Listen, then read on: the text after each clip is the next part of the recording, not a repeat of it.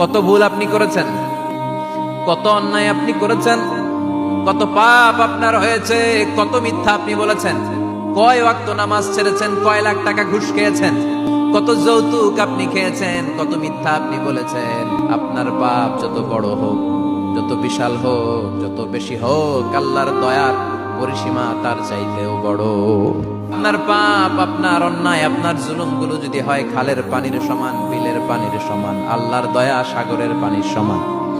আপনার পাপ যদি হয় সাগরের পানির সমান, আল্লাহর দয়া মহাসাগরের পানির সমান। আপনার পাপ আর অন্যায় যদি হয় পাহাড়ের সমান, আল্লাহর দয়া আকাশের সমান।